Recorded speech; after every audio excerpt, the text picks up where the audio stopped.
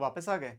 चलो अब आ ही गए हो तो सिलॉजिज्म पढ़ के जाओ। लेकिन उससे पहले अगर कोडिंग डिकोडिंग ब्लड रिलेशन और ऑड मैन आउट नहीं पढ़ा, यहाँ पे प्लेलिस्ट मिल जाएगी, जाके वो भी देख लेना। इस वीडियो के बाद भी देखोगे तो कोई दिक्कत नहीं है। शुरू करने वाले हैं आज हम चैप्टर 8 की fourth exercise which is syllogism. बहुत ही ज्यादा इंपॉर्टेंट एंड बैंक पेपर का ये फेवरेट है। तुम्हें क्लास 11 में पढ़ाया जा रहा है, सोचो कितना इंपॉर्टेंट है। तो अब देखो क्या करना है आपको इसमें। सिलॉजिज्म का मतलब क्या होता है, ये ग्रीक वर्ड से आता है सिलॉजिज्मोस, विच मीन्स कंक्लूजन। तो बेसिकली कुछ आपको स्टेटमेंट्स दी होती हैं, उस पर आपको कंक्लूजन स्टैब्लिश करना होता है। अब ये स्टेटमेंट्स आम स्टेटमेंट्स नहीं होती हैं, ये घुमा फिरा के स्टेटमेंट देते हैं। वो गाना सुना है, तुम दिन को अगर रात कहो मैं रात कहूंगा, वही वाली चीज है। यहाँ पे अनशंट कुछ भी बोला जाता है और आपको मानना है कि वो सच है। The syllogism is a kind of a logical argument in which a conclusion is drawn from given proposition। दो या उससे ज्यादा भी proposition हो सकते हैं। अब इन propositions को आपको हमेशा true मानना है, भले जितने absurd हो, जितना बेकार लगे आपको, वो सच है। And it is assume to be true, जैसे मैंने अभी आपको बोला। इजीएस्ट मेथड जो होता है वो वेन डायग्राम के थ्रू होता है। अभी आपने सेट्स वाले चैप्टर में वेन डायग्राम पढ़ा था, उसका भी देखो लिंक यहाँ पे मैं दे दूंगा, यहाँ आई बटन पे क्लिक करना, मिल जाएगा, जाके देख लेना। In this method we draw all possible Venn diagram representing all the statements given in the question.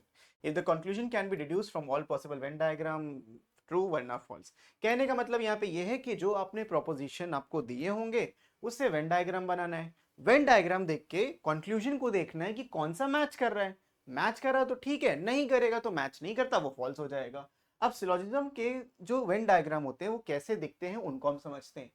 ऐसी स्टेटमेंट होती है आपकी, जैसे कि मान लो कोई एक प्रोपोजिशन दे दिया, ऑल ए आर बी, तो जितना ए है वो सारा का सारा बी के अंडर आता है। ऐसे होता है ना कि ऑल डॉग्स आर कैट्स, ऐसी स्टेटमेंट आपने सुनी होंगी, वैसे ही कुछ यहाँ पे भी है। तो ऑल ए आर बी का मतलब क्या है, एक ए नाम का बंदा होगा, अब उसको मैंने क्या बोला, वेन डायग्राम से रिप्रेजेंट, गोले से रिप्रेजेंट कर देंगे, और यहाँ पे उसके ऊपर एक बड़ा सा वेन डायग्राम बी आएगा।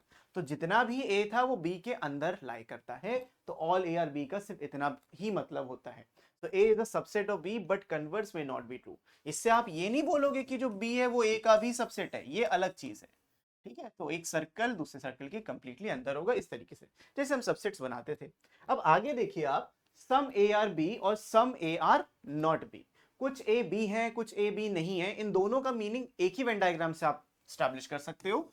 कि मान लीजिए आपने वेन डायग्राम एक बनाया, ए को रिप्रेजेंट करता हुआ, और एक स्टेटमेंट को रिप्रेजेंट करता हुआ आपने बी बनाया। अब इसमें ये जो कॉमन पोर्शन है, ये वो पोर्शन बता रहा है जो ए और बी के लिए कॉमन था, और ये वाला पोर्शन वो बता रहा है कि ये जो पोर्शन है सिर्फ बी और बी के लिए है, इससे ए का कोई लेना देना नहीं। सिमिलरली ये जो पोर्शन है वो सिर्फ ए के लिए है, इसका बी से कोई लेना देना नहीं है।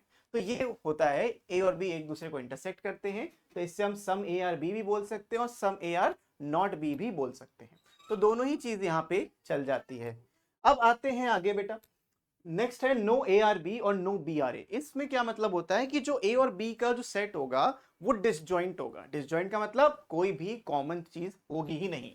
तो यहाँ पे सेट ए था, यहाँ पे सेट बी था, और अगर ये बोलेंगे कि नो ए आर बी, तो ऐसे आप कनेक्शन करके बोलोगे कि कोई कनेक्शन नहीं है। हाँ, दूर दूर भी छोड़ सकते हो, तो कोई कनेक्शन नहीं वाली बात यहाँ पे भी आ जाएगी। तो ये स्टेटमेंट्स का थोड़ा सा आपको ध्यान देना है। आखिरी आता है statements A equals to B. अब क्योंकि आप क्लास 11th में हो तो बहुत ज्यादा हाई लेवल आपको नहीं पढ़ाया गया इस एक्सरसाइज में, लेकिन आपको अगर हाई लेवल क्वेश्चंस करने हैं तो डिस्क्रिप्शन में पहली लिंक डाउनलोड करो, मेरा ऐप मिल जाएगा, उसमें फ्री मटेरियल जाओ, आपको प्रैक्टिस क्वेश्चंस भी मिल जाएंगे, वहां से प्रैक्टिस कर सकते हो, अनगिनत क्वेश्चन मिल जाएंगे, टेंशन नहीं। It means A is a subset of B and B is a subset of A. अगर ए इक्वल्स टू बी दिया है तो सेट ए था आपके पास और उसी के ऊपर बी है, तो ए बी दोनों बराबर हैं। ये रेड वाला ए था और ब्लैक वाला बी, तो ये ए और बी आपका दोनों बराबर ही सेट होंगे, ये ए इक्वल्स टू बी को डिनोट करता है।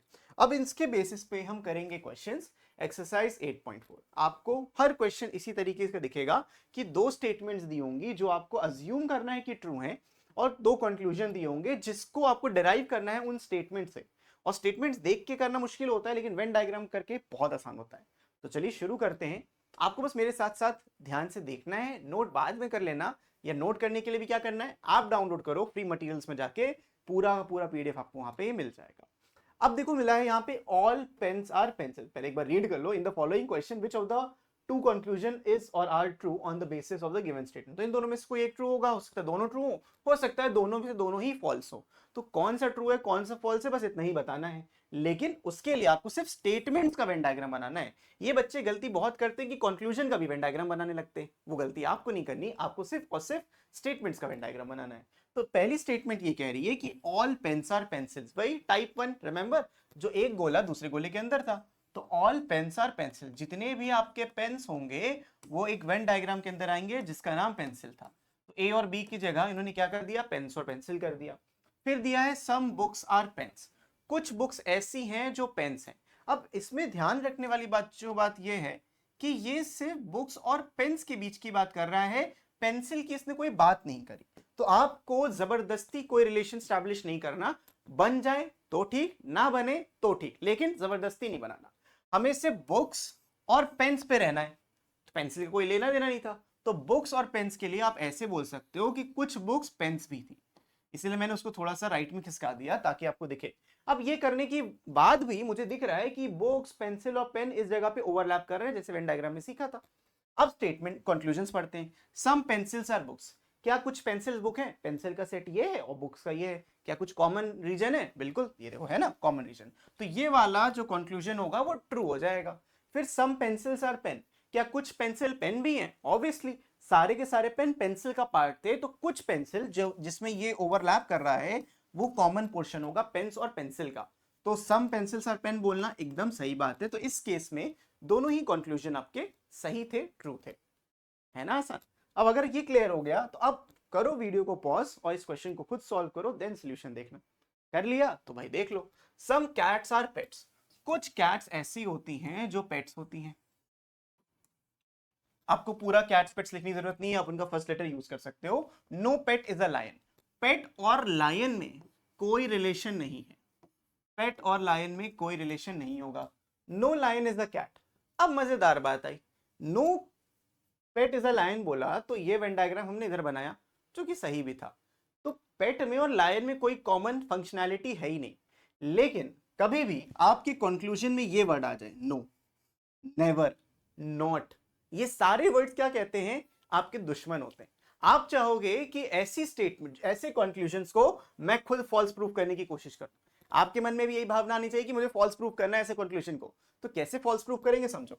मैं चाहूंगा कि इसका no lion is a cat को मैं गलत साबित करूं। क्या मैं गलत साबित कर सकता हूं? गलत साबित क्या मैं ट्रू लिख दूंगा, क्या फॉल्स लिख दूंगा? नहीं, मैं ट्राई करूंगा वेन डायग्राम को थोड़ा सा मॉडिफाई करना, ऐसे मॉडिफाई करना है कि स्टेटमेंट्स भी चेंज ना हो, स्टेटमेंट्स को कॉन्ट्रडिक्ट ना करे। तो ये बनाना तो सही था, जो मेरा वेन डायग्राम बना था, चलो इसको बना रहने देते हैं, अभी इसको बना रहने देते हैं। तो पहला जो इन्होंने बोला था कैट्स और पेट्स में कॉमन हिस्सा था और पेट्स और लायन में कुछ नहीं था। तो क्या मैं लायन को यहां नहीं बना सकता? खुद बात को समझना, मैं लाइन को यहां बना सकता हूं। ये कब बनाना है, कब एक्स्ट्रा वेन डायग्राम बनाना है? जब भी नो, नॉट, नेवर, ये नेगेटिव वर्ड जब भी यूज होंगे तब आपको बना के देखना है, वरना नहीं देखना है। और वेन डायग्राम यही वाला मैं दोबारा बना रहा हूं सच दैट कि ये वाली स्टेटमेंट को मैं फॉल्स प्रूफ कर पाऊंगा क्या? बिल्कुल। देखो नो गलत बात होगी ना, यहां दिख रहा है ये लायन ये कैट, देखो कॉमन हिस्सा भी मिल गया मुझे, तो कैसे बोल सकते no lion is a cat? गलत बात है। तो मैंने प्रूफ कर दिया कि ये फॉल्स है या नहीं है? खुद बताइए आप। ये कब बनाना है? जब नो वर्ड आए। और साथ ही साथ ये भी देखो क्या कोई स्टेटमेंट वायलेट हुई?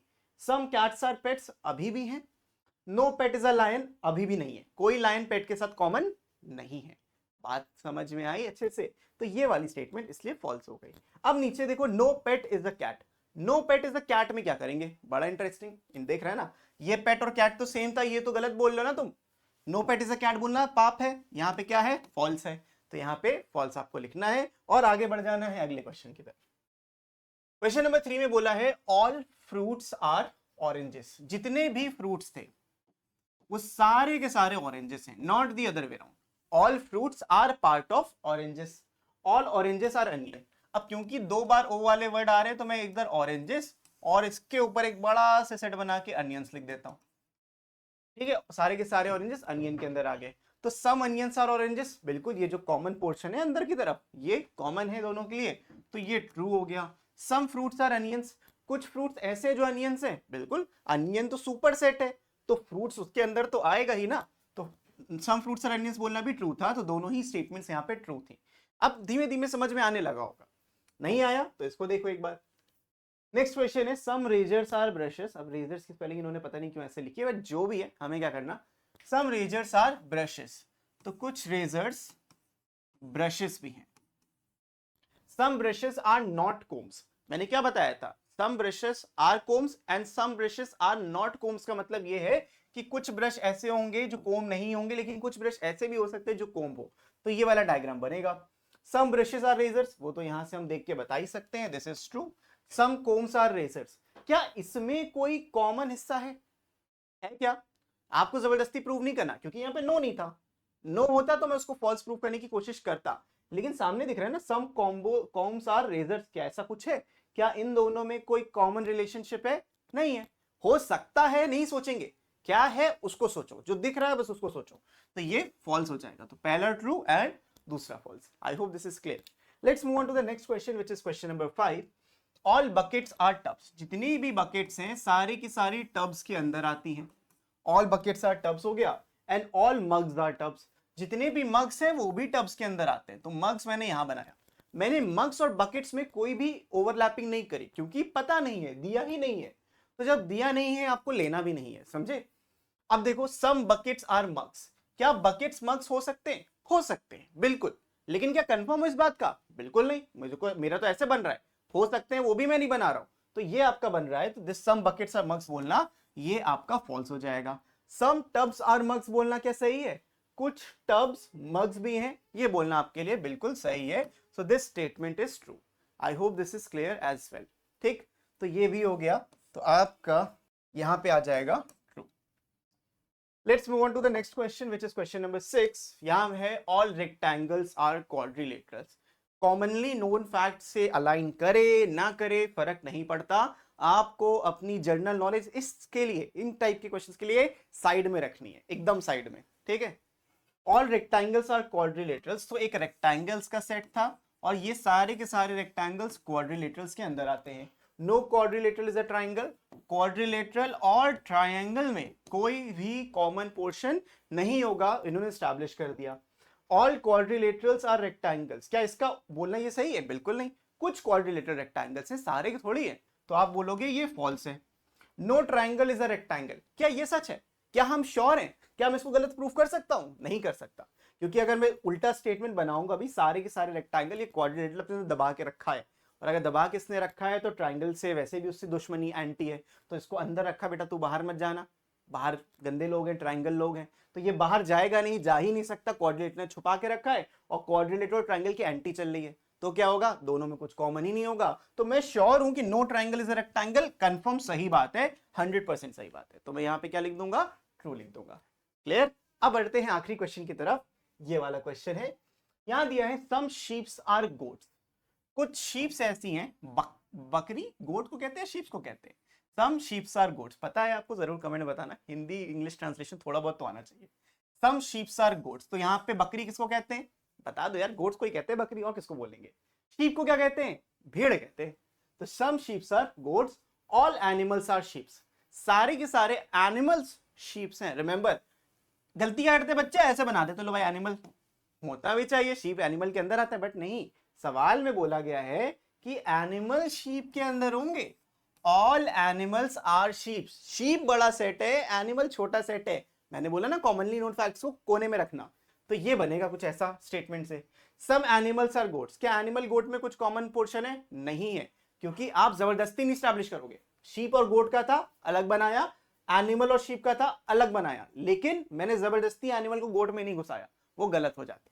तो आपको क्या मिल रहा है? सम एनिमल्स आर गोट्स बोलना गलत है या सही? एकदम गलत है, तो ये हो जाएगा false. No goat is a sheep बोलना, क्या ये सही है? ये तो डेफिनेटली फॉल्स है, ये तो सामने दिख रहा है ना, देखो शीप और गोट तो कॉमन है, तो तुम ये कैसे बोल सकते हो कि कोई गोट शीप है ही नहीं? बिल्कुल है यहाँ पे, तो आंसर क्या हो जाएगा इसका भी? फॉल्स। तो बोथ कंक्लूजन्स आर फॉल्स। तो इस तरीके से हमने 7 क्वेश्चंस देखे, और कोई क्वेश्चन इसमें है नहीं, बट ये बहुत ही लिमिटेड नंबर ऑफ क्वेश्चन है, तो मैं आपको सजेस्ट करूंगा जाके बुक के क्वेश्चंस करो, लेकिन तरीका मेरे तरीके से सॉल्व करना, देखो कितने आराम से सॉल्व होगा। बुक के तरीके से करोगे 50 केसेस बनाओगे, कुछ नहीं करना, बहुत सिंपल सा रास्ता बताया है, सिर्फ नो वाले में आपको केसेस बना के देखने हैं।